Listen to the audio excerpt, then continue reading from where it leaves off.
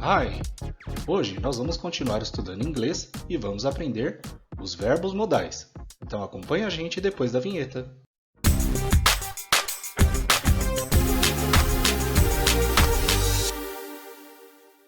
Os modal verbs são um tipo especial de verbos em inglês e eles alteram o sentido de outros verbos. Veja 3 exemplos. She can stay here. Aqui, o verbo can está acompanhando o verbo to stay, dando ideia de que ela consegue ficar em algum lugar, por exemplo, um lugar muito quente. Próxima oração. She may stay here. Ela pode ficar aqui.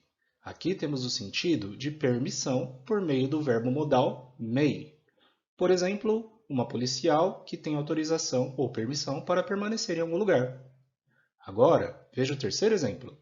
She must stay here. Ela deve ficar aqui. O verbo must está acrescentando o sentido de obrigação ao verbo to stay.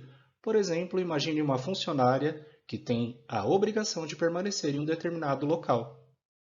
De modo geral, os modal verbs acrescentam noções de capacidade, possibilidade, obrigação, permissão, proibição, suposição, vontade e etc. Vamos conhecer as características gerais dos modal verbs. Primeiro, General Features, ou características gerais dos modal verbs. Os verbos modais em inglês não são precedidos de to. A gente aprendeu nos vídeos anteriores que para falar um verbo no infinitivo, a gente fala to be, ser ou estar, to work, trabalhar, to study, estudar. Mas os verbos modais são apenas citados como can, may, must e etc., sem o to. Outra característica, eles são sempre verbos auxiliares nas orações, ou seja, eles não formam frases sozinhos. Por exemplo, I can play the violin. Veja que o verbo can é auxiliar do verbo to play. I can play, eu sei tocar. Outra característica dos verbos modais é que eles nunca são flexionados. Eles possuem a mesma forma para todos os sujeitos. Então, lá no vídeo de Simple Present, a gente aprendeu que os verbos terminam com S na terceira pessoa do singular, he, she, it. Mas isso não acontece com os verbos modais. Veja o exemplo. He can play the violin. Aqui não tem S, não muda nada no final do verbo modal.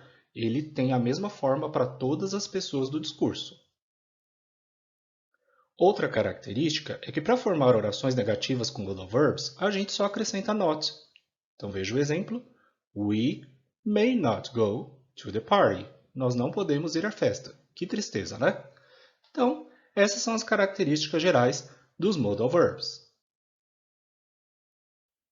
Continue com a gente para aprender os principais significados dos modal verbs.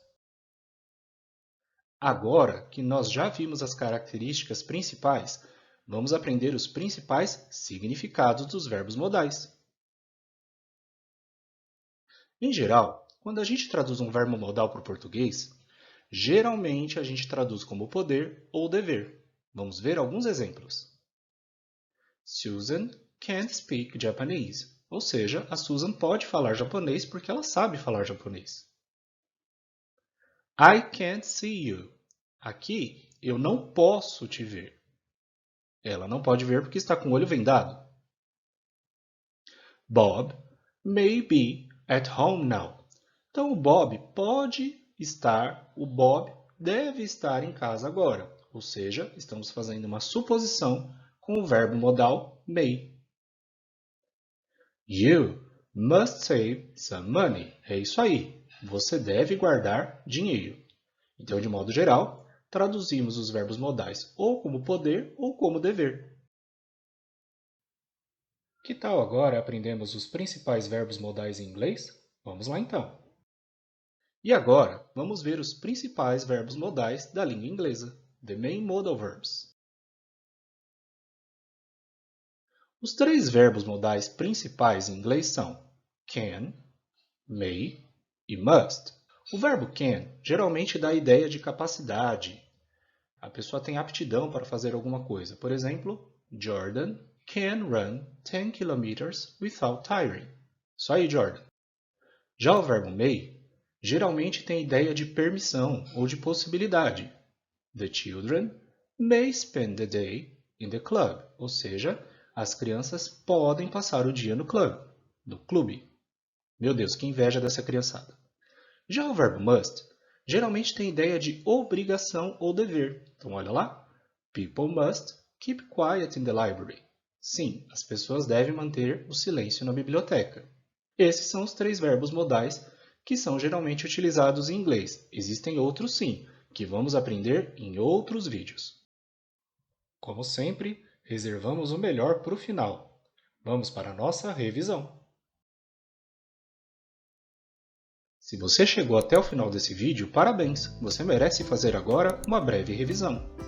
Hoje, nós conhecemos os modal verbs, que são verbos auxiliares que alteram o sentido de outros verbos em inglês. Aprendemos que eles não são precedidos de to e possuem sempre as mesmas formas para todos os sujeitos.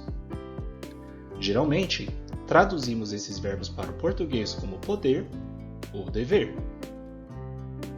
E os 3 principais modal verbs são can, may e must.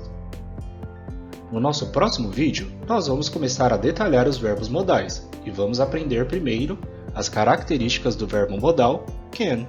Então, se você está gostando do nosso trabalho, curta os nossos vídeos, se inscreva no nosso canal, deixe seus comentários para que possamos aprimorar o nosso material e possamos tirar as suas dúvidas. Então, forte abraço e até mais!